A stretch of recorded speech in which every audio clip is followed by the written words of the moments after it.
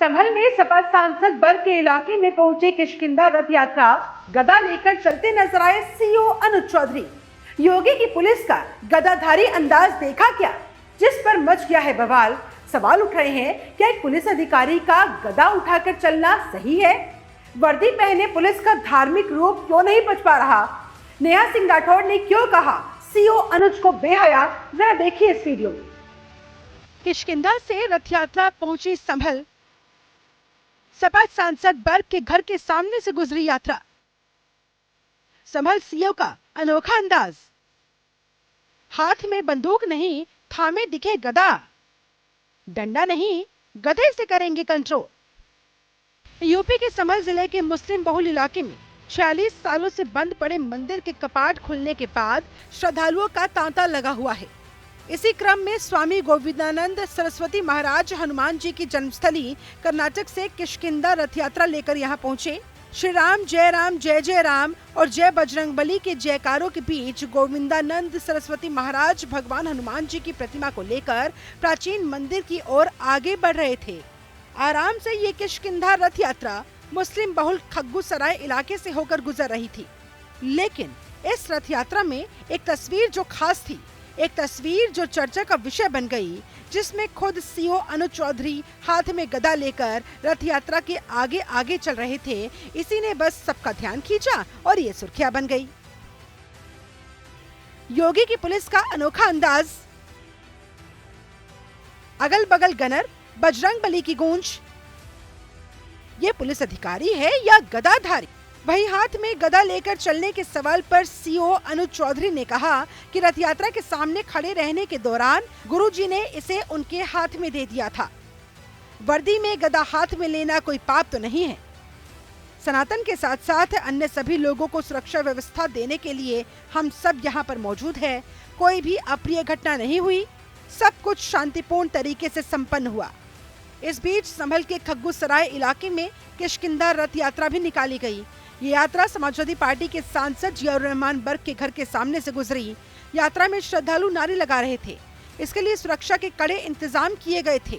खुद संभल सीओ अनुज चौधरी पुलिस बल के साथ मौजूद रहे। इसके बाद हनुमान जी की जन्मस्थली कर्नाटक से किष्किंधा रथ यात्रा लेकर संभल के प्राचीन कार्तिकेय महादेव मंदिर पहुंचे गोविंदानंद सरस्वती महाराज ने भारी पुलिस बल की मौजूदगी में वहां आराम से दर्शन किए, पूजन किए।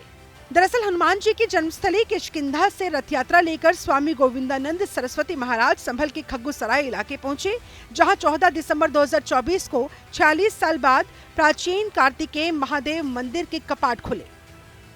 गोविंदानंद सरस्वती महाराज ने प्राचीन मंदिर में जाकर सबसे पहले हनुमान जी के दर्शन किए। इसके बाद कार्तिकेय महादेव मंदिर में स्थापित शिवलिंग पर जलाभिषेक किया।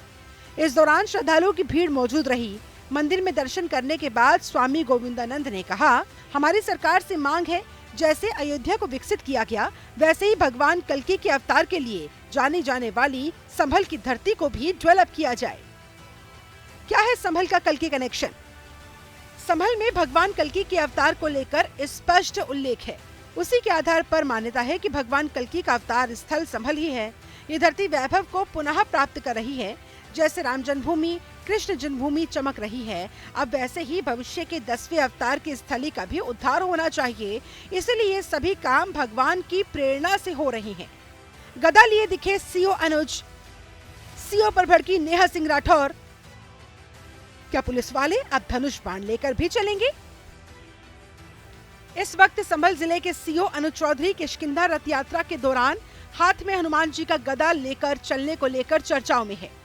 सोशल मीडिया पर उनका ये वीडियो तेजी से वायरल हो रहा है, जिसमें वो वर्दी पहने हाथ में गदा लिए यात्रा में चल रहे हैं। उनके चारों तरफ जयकारे लग रहे हैं, जिस पर अब लोक गायिका नेहा सिंह राठौर ने नाराजगी जाहिर की।